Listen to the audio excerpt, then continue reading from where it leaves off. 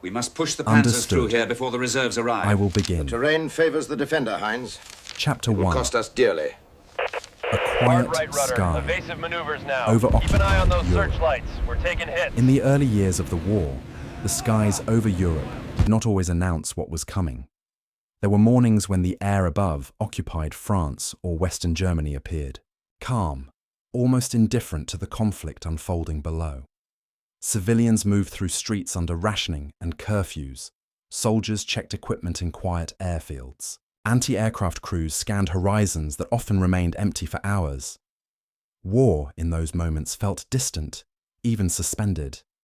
Yet beneath that quiet surface, something had changed. By 1940 and 1941, the German military machine appeared disciplined, efficient, and nearly unstoppable. Victories in Poland, Norway, the Low Countries, and France had established an image of momentum that many across Europe believed could not be reversed quickly. The regime in Berlin projected control, order, and inevitability. Its propaganda emphasized strength in the air as much as on the ground. The Luftwaffe had played a decisive role in early campaigns, coordinating closely with armoured units and demonstrating speed that stunned opponents. But air power is never static. It is adaptive. It learns. Across the English Channel, the Royal Air Force studied what had happened. In Britain, pilots who had survived the Battle of Britain carried both exhaustion and experience. They had defended their homeland against sustained aerial assault. Now the questions slowly shifted. Defence alone would not shape the future. The war would require reach. The early Allied bombing efforts were cautious and often limited in scale. Night operations, navigation challenges, and mechanical reliability placed clear constraints on what could be achieved. Losses were real. Crews understood the risks of long flights over hostile territory. Anti-aircraft fire, searchlights, and German night fighters made each mission uncertain. And yet, something subtle began to emerge. The German leadership had constructed an image of internal security. Industrial centers were portrayed as protected. Civilians were assured that the Reich's defenses were strong and that enemy aircraft would be intercepted before they could strike meaningful targets. But the reality of aerial warfare did not always align with confident declarations. Small formations of Allied aircraft began to reach deeper into German-held territory than many had expected possible. At first, the material damage was limited. Factories continued operating. Infrastructure remained largely intact. But symbolic impact does not require total destruction. It requires visibility. Leaflets fell from bomb bays alongside explosives. Messages written in German questioned official narratives. They described the widening scope of the war. They reminded civilians that Britain still resisted. In some cases, Allied crews flew low enough that residents could see the aircraft markings clearly before air raid sirens began to sound. The embarrassment was not measured only in damage reports. It was measured in contradiction.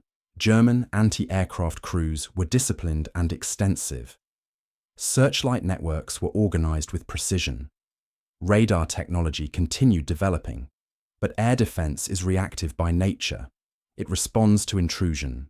Each successful Allied penetration, even minor, revealed that absolute control of the skies was more fragile than propaganda suggested. For Allied pilots, these missions required steady nerves more than dramatic heroics. They navigated across darkened landscapes using limited instruments. They followed rivers, rail lines, and coastlines to orient themselves. They trusted crew coordination. Navigator, pilot, radio operator, bombardier, each role depending on the others. There was no spectacle in the cockpit, only procedure. Some missions targeted infrastructure. Others aimed at ports, supply depots, or rail junctions supporting German operations. Occasionally, the intended target was missed entirely due to weather or navigation error. The early bombing campaign was imperfect. Losses sometimes outweighed visible results. But progress in war is often incremental. Each sortie gathered intelligence. Crews observed searchlight patterns. They recorded flak density. They learned which routes offered slight advantages and which corridors were heavily defended. Over time, this accumulation of knowledge began to shift the balance in subtle ways. In occupied territories, civilians noticed something as well. German authority was firm, but not untouchable. The sound of distant engines at night suggested that the conflict extended beyond borders drawn on maps. Even when bombs did not land nearby, the presence of foreign aircraft overhead disrupted the narrative of permanence. For the German leadership, maintaining morale required reassurance. Speeches emphasized resilience. Newspapers minimized damage. Reports highlighted intercepted bombers rather than those that slipped through.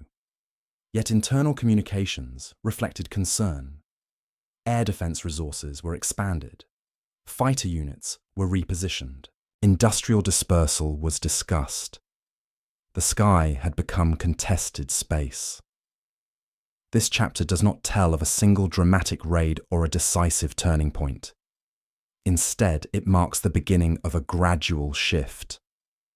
Allied pilots, operating often in small numbers and under significant risk, demonstrated that the Reich could be reached. Not conquered. Not yet weakened beyond recovery, but reached. The psychological dimension of air warfare began to develop alongside the physical one. Young airmen from Britain, Canada, Australia, and later the United States trained for missions that extended further each month. Their experiences were defined less by spectacle and more by repetition. Pre-flight briefings, weather assessments, engine checks, quiet anticipation before takeoff, long hours over darkened terrain. Then the return journey, often marked by empty seats where crew members had once been. The German population, too, adjusted gradually. Blackout procedures became routine. Air raid shelters were reinforced. Civilians measured distance by the delay between sirens and impact. What had once seemed improbable became integrated into daily life. In this way, the war in the air matured. The embarrassment to the Nazi regime did not occur in a single humiliating incident.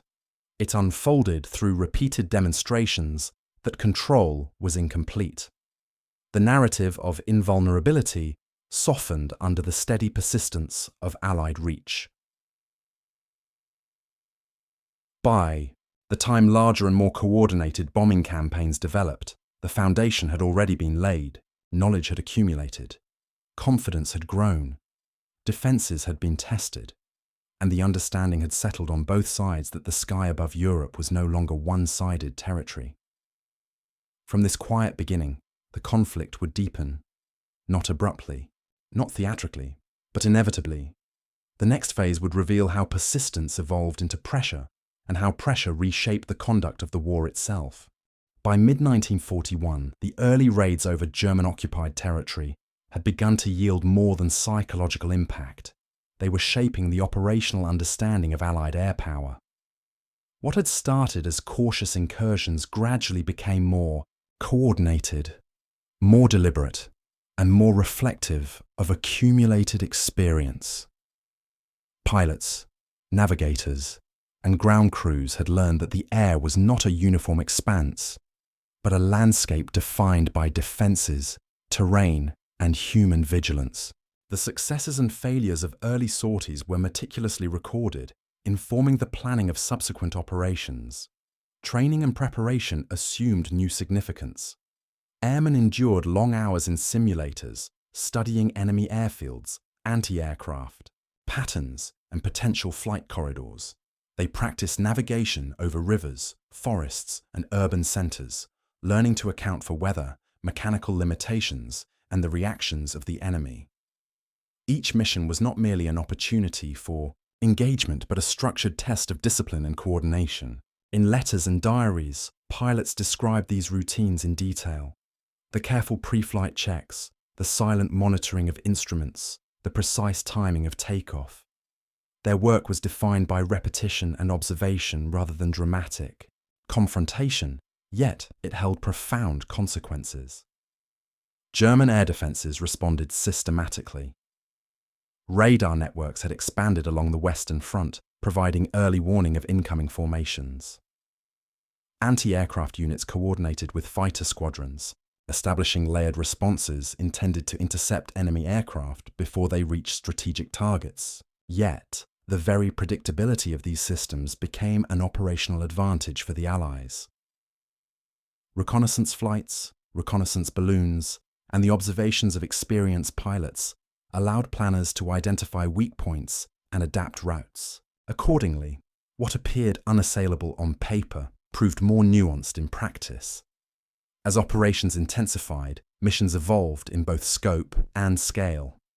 Bombing sorties now targeted rail yards, industrial complexes, and communication hubs critical to the German war effort. Crews operated under increasingly complex conditions, navigating over multiple enemy-controlled zones, avoiding flak concentrations, and coordinating with other formations to maximize impact. Despite these expansions, losses remained significant, and the human cost was ever present.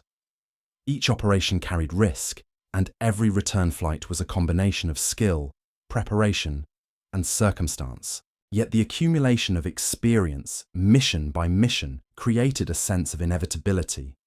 The air campaign was learning, adapting, and gaining influence. The physical environment played a defining role in the escalation. Pilots navigated over dense forests, rivers, and mountains, their observations shaped by terrain as much as by intelligence reports. Urban areas presented both opportunity and danger. Structures could obscure targets, but also offered cover for anti-aircraft positions. Even weather-influenced operations, with overcast skies providing concealment or fog delaying departures. Diaries and memoirs emphasize this interaction with the landscape, highlighting the nuanced attention required to turn intelligence into effective action. Civilians, meanwhile, experienced the war from a different perspective. In German cities and occupied towns, the increasing presence of Allied aircraft altered daily life. Blackout regulations intensified, sirens became more common, and public awareness of air operations grew. Families noted both the visible passage of planes and the absence of immediate destruction, creating a paradoxical sense of vulnerability and resilience. The strategic message was subtle, yet clear. The Reich's airspace could be penetrated, and the war extended beyond front lines and borders. Allied crews also observed German adaptations. Flak batteries were repositioned, searchlight tactics refined, and fighter patrols intensified over high-value targets. These adjustments prompted further planning and innovation on the Allied side, resulting in more complex mission profiles and improved coordination between bomber streams and escort fighters. Each escalation was measured, deliberate, and informed by previous engagements. It was an accumulation of small, calculated steps rather than sudden leaps, emphasizing the disciplined evolution of air strategy. Leadership played a critical role. Commanders analyzed after-action reports, assessed the performance of individual airmen, and recalibrated operational priorities. Their focus was less on heroics than on efficiency, adaptability, and the integration of intelligence into planning. Strategic decisions were grounded in meticulous observation and reflection, ensuring that each successive mission built upon lessons learned. The narrative of escalation, therefore, is inseparable from the human effort of those both in the air and on the ground, coordinating, planning, and analyzing operations. By late 1941, the cumulative effect of these operations became tangible. German production sites, though not devastated, faced disruption. Rail lines were delayed, communications temporarily interrupted, and anti-aircraft units increasingly stretched. The incremental pressure eroded confidence in the perceived invulnerability of certain regions. While no single sortie could claim decisive victory, the aggregate effect of sustained operations began to reshape the perception of control in the skies. Allied air power, measured not in spectacle but in persistence and adaptation, was asserting itself quietly yet firmly. Pilots and crews themselves reflected on the significance of these missions in human terms.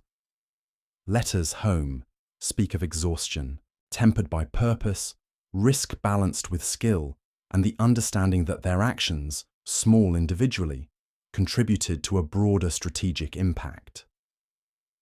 This human-centered perspective underscores a key element of the story. The escalation was as much a product of disciplined, methodical human effort as it was of aircraft and technology. Every navigator's correction, every pilot's maneuver, and every crew's coordination was integral to the growing influence of Allied air operations. Escalation also included the introduction of new technology and tactics, improved navigation, aids, longer-range aircraft, and coordinated bombing formations enhanced operational reach. Crews integrated reconnaissance photography with tactical planning, creating feedback loops that refined mission design.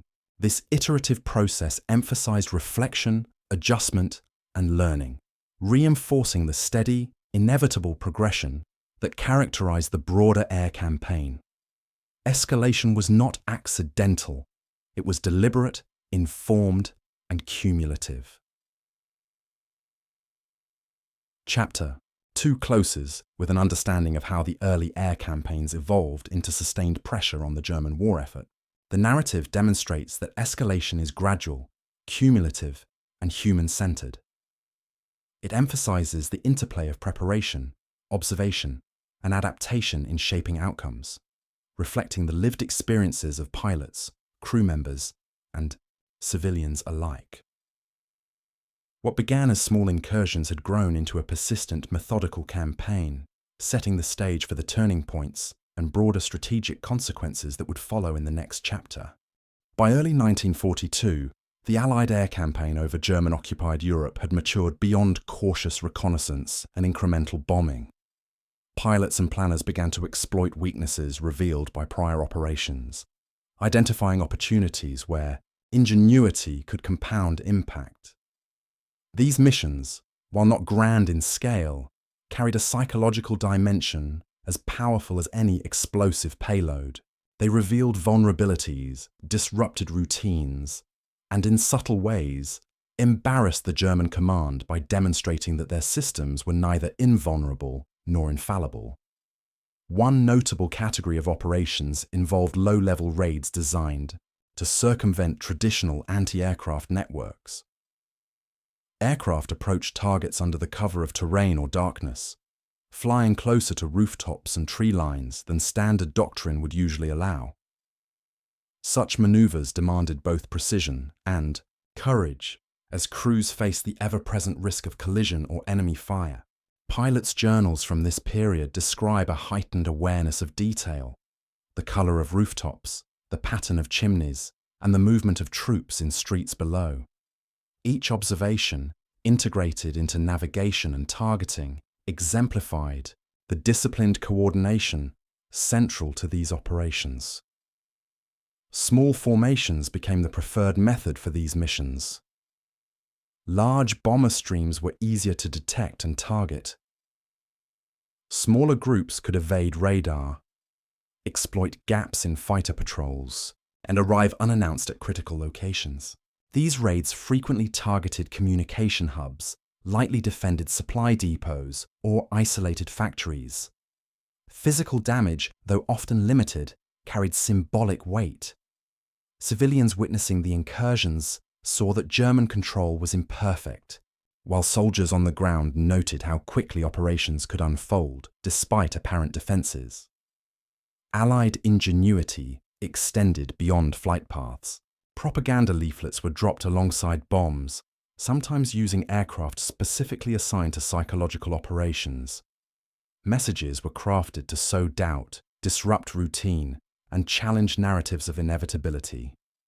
Such leaflets carried stark declarations of continued resistance, invitations to question official reports, and subtle encouragement for passive observation of the occupiers' errors. The integration of psychological warfare into operational planning illustrates that escalation was not solely kinetic.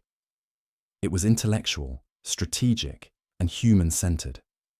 Engineers and ground crews contributed as well, devising methods to optimize bomb deployment, improve low-altitude navigation, and ensure aircraft reliability under intense operational tempo.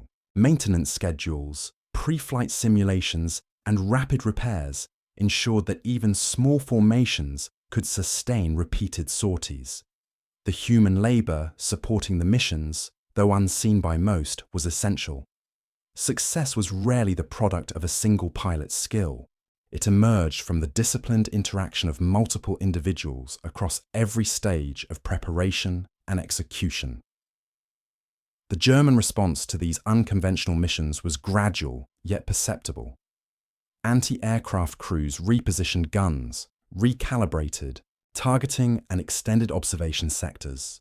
Commanders issued revised protocols, emphasizing early detection and coordination between radar stations, flak batteries, and fighter squadrons. Yet each adjustment revealed limitations. Certain corridors remained exposed, terrain masked approaches, and the unpredictable nature of small, inventive raids complicated standard defensive measures. German soldiers, officers, and planners acknowledged quietly that these operations tested the resilience of their systems in ways prior campaigns had not. Aerial photographs captured during missions added another layer of operational insight. Pilots documented road networks, rail junctions, and industrial complexes, creating a visual record of both damage inflicted and opportunities for future action. Analysts used these images to refine mission planning, identify patterns in enemy deployment, and anticipate responses.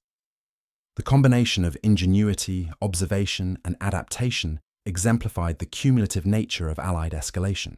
Each mission built upon the lessons of the last, illustrating a slow but steady erosion of the perceived invincibility of German airspace.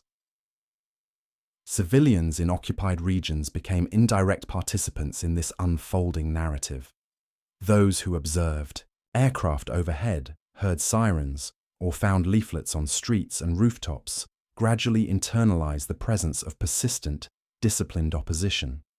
Accounts suggest that even minor raids had the effect of undermining certainty, fostering awareness that control was not absolute.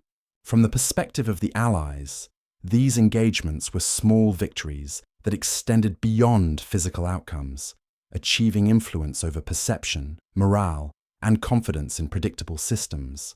Some raids achieved particular notoriety for audacity or unexpected precision. Pilots recount moments in which aircraft slipped past searchlights, avoided concentrated flak, and struck targets believed to be secure. These accounts do not describe theatrics, but rather calculated, methodical execution of skill, observation, and teamwork. Humiliation for the German command lay not in spectacle, but in the revelation of gaps, flaws, and human ingenuity applied systematically against presumed order.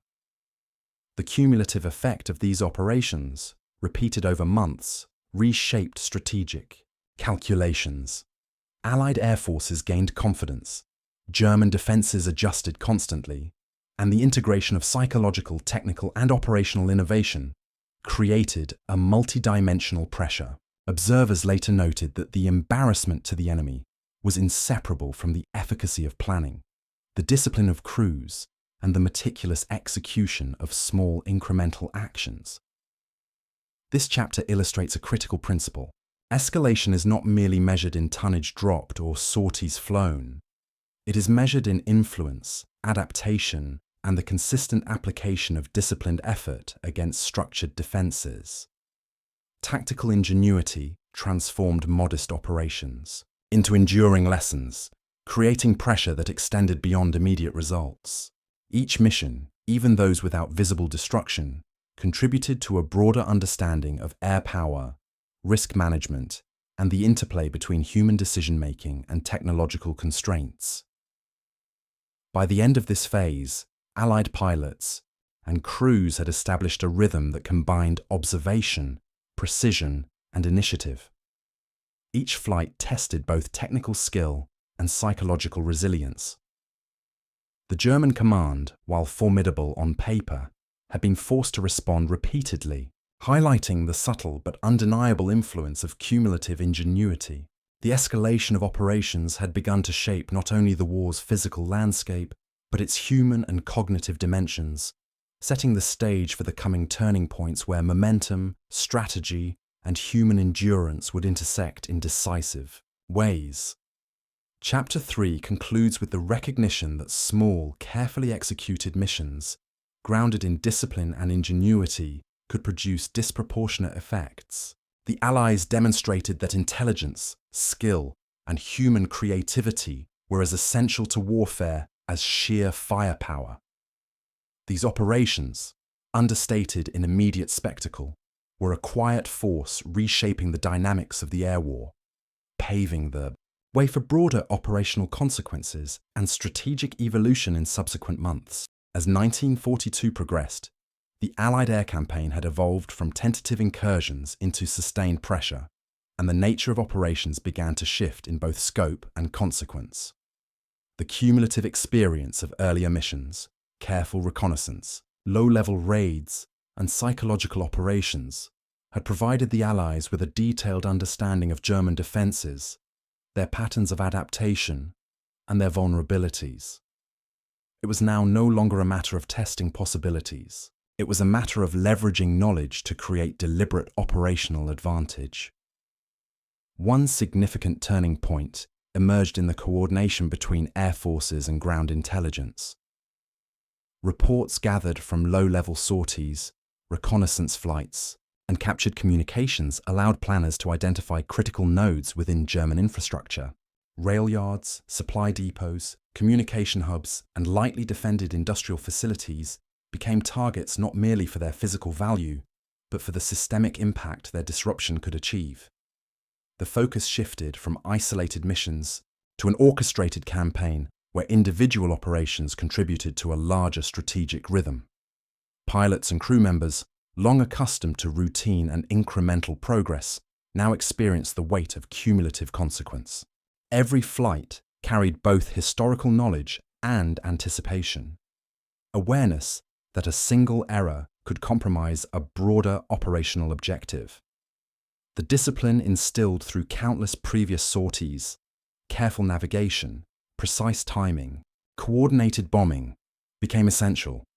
Crew diaries from this period describe an almost meditative focus, watching terrain, monitoring instruments, and communicating quietly yet effectively, aware that their actions intersected with the decisions of countless others.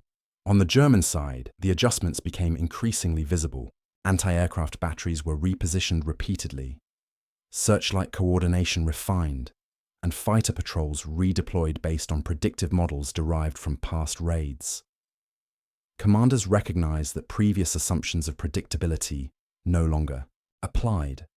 The Reich's airspace, once assumed secure, now required continuous evaluation, reallocation of resources, and constant vigilance. In essence, the cumulative ingenuity of Allied air operations was forcing the German command into reactive management rather than proactive control. One illustrative example involved coordinated raids over industrial corridors in the Ruhr region. Multiple bomber formations, timed with reconnaissance flights and navigational aids, struck sequential targets, disrupting production and communications. Even when damage appeared limited, the operation demonstrated precision, coordination, and adaptability that contrasted sharply with earlier expectations of rigid German control. Civilians and soldiers alike witnessed the implications. The ability of the Allies to reach critical infrastructure with timing and accuracy was becoming increasingly credible. The psychological dimension intensified alongside physical operations. Civilians in Germany observed air activity more frequently, while German authorities struggled to maintain consistent messaging. Propaganda aimed at minimizing the impact of raids faced growing challenges, as visibility of Allied aircraft and intermittent strikes contradicted official claims of invulnerability.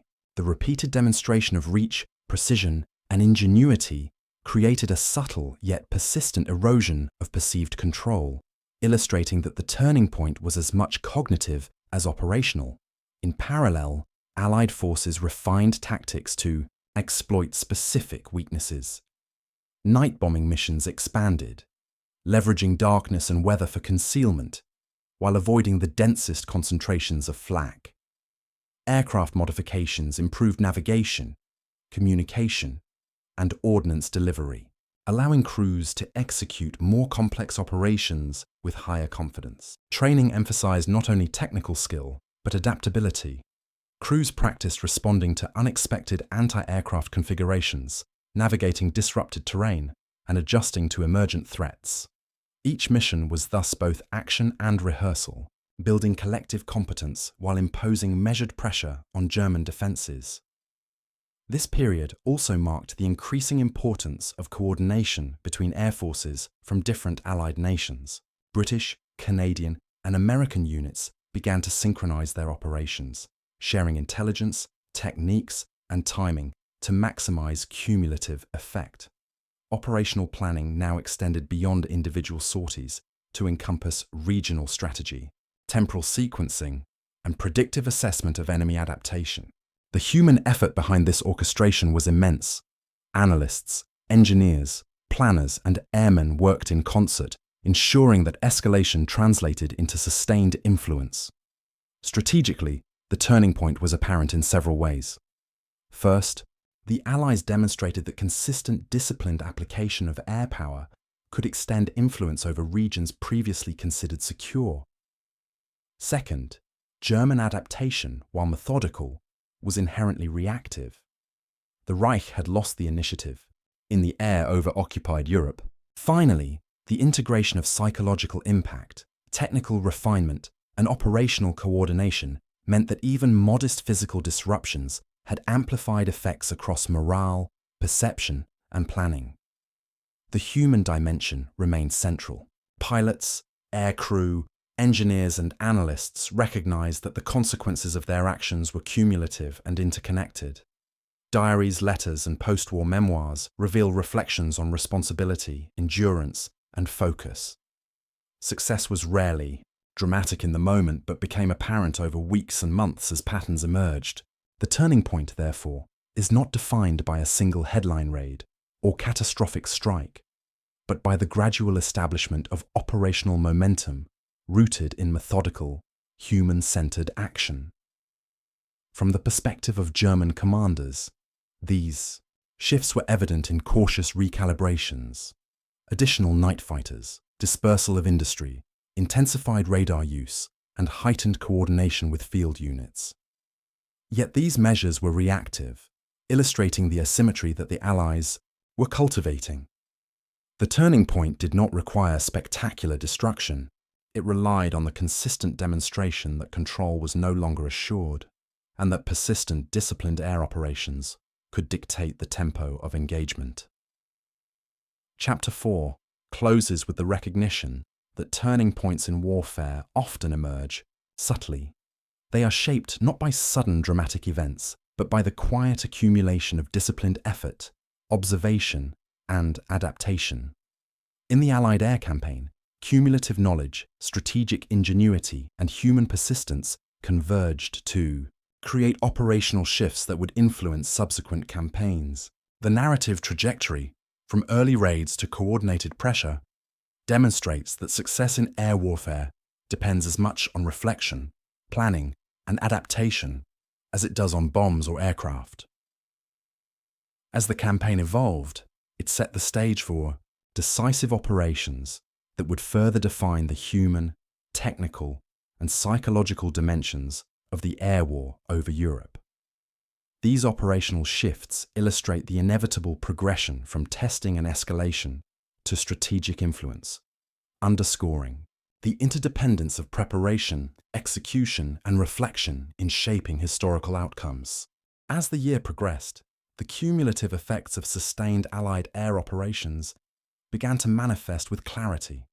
The campaigns that had once seemed exploratory and tentative had matured into deliberate, measured instruments of influence. What had begun with cautious reconnaissance and low-level raids had developed into coordinated sequences of strategic operations that reached into the heart of German-occupied territory. The lessons learned, the human effort invested, and the disciplined adaptation of both technology and tactics converged to create an enduring legacy in the theatre of aerial warfare.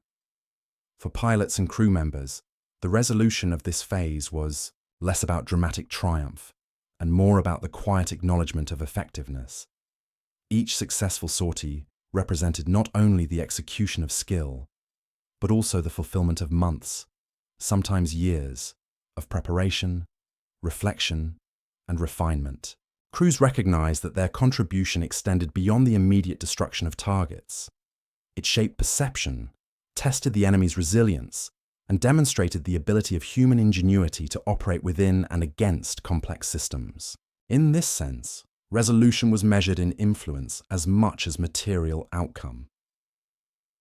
Across German-occupied territories, the subtle shifts in control became evident.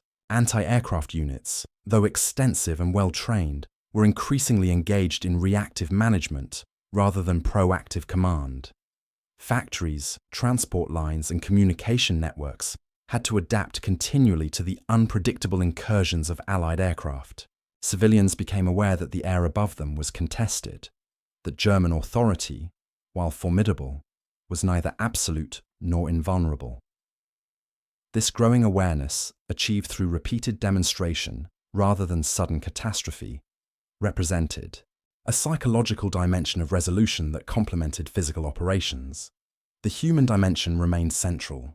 Allied airmen reflected not only on the dangers they faced, but also on the collective discipline required to sustain effective operations. Flight logs, personal letters, and diaries emphasize meticulous attention to detail, navigation, coordination, observation, and timing.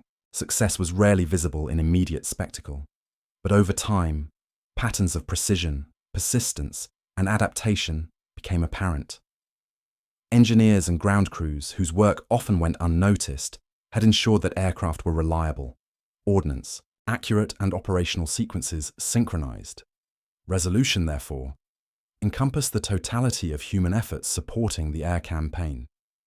Operationally, the campaign's resolution can be understood through the lens of influence rather than destruction. While bomb tonnage and sorties flown are often cited in historical summaries, the true impact lay in the demonstration of reach, coordination, and adaptability. German defences had been tested repeatedly, revealing both strengths and weaknesses. The Allies had established a pattern of persistent pressure that could not be ignored. Each raid, even if materially modest, contributed to a cumulative effect that altered planning, deployment, and morale on the German side. Strategically, the turning of incremental pressure into sustained influence marked a crucial evolution. The air campaign had transitioned from exploratory operations to an integrated component of broader Allied strategy. Intelligence from missions informed subsequent planning, tactics were continuously refined, and the capacity for adaptation became institutionalized. The relationship between observation, execution, and reflection, repeated over hundreds of missions, demonstrated the slow but inevitable accumulation of operational knowledge. Civilians' experiences also contributed to understanding resolution. Observations of aircraft, sirens, and leaflets instilled awareness that war was not confined to distant front lines. Even when bombs did not strike directly, the visible and audible presence of Allied air power communicated that German control was neither uniform nor assured. This subtle, psychological dimension reinforced operational objectives, illustrating that effective strategy extends beyond physical destruction to encompass perception, morale, and adaptability. By the end of this period, the combined lessons of reconnaissance, low-level raids, tactical ingenuity, and cumulative pressure had established a framework for the next phase of the war. Allied air operations were no longer experimental. They were methodical, disciplined, and integrated into larger strategic planning. The resolution was measured not in immediate spectacle, but in the enduring demonstration that disciplined human effort, combined with technological adaptation, could consistently influence outcomes in a contested space. Reflecting on these months of sustained operations, historians later emphasized the duality of achievement. Physical disruption and psychological influence, both enabled by human diligence, coordination, and resilience. Pilots, navigators, engineers, and planners all contributed to a process where incremental actions, repeated over time, produced a clear and inevitable shift in operational dynamics. The resolution, therefore, lies in the recognition of how continuous, disciplined effort reshapes both perception and capacity in warfare. In conclusion, this chapter, and with it, the narrative of these air campaigns, underscores the inevitability of progression when preparation, observation, and adaptation converge. What began as tentative raids and exploratory flights culminated in a sustained demonstration of influence that the enemy could not fully counter. The story of Allied air operations over German-occupied Europe illustrates the subtle power of disciplined human effort, incremental escalation, and cumulative strategic pressure. It is a reflection not only on the technical and tactical aspects of war, but on the human capacity for endurance, ingenuity, and the steady pursuit of purpose amidst the uncertainty of conflict. The legacy of these operations endures in history, not because of a single dramatic event, but because of the quiet accumulation of knowledge, the patient execution of skill, and the reflective adaptation of strategy over time. Allied air forces demonstrated that persistent, disciplined effort, grounded in intelligence and observation, could shape outcomes as profoundly as large-scale victories. Resolution, in this context, is both human and historical, the culmination of preparation, execution, and reflection, leaving an enduring imprint on the trajectory of World War II.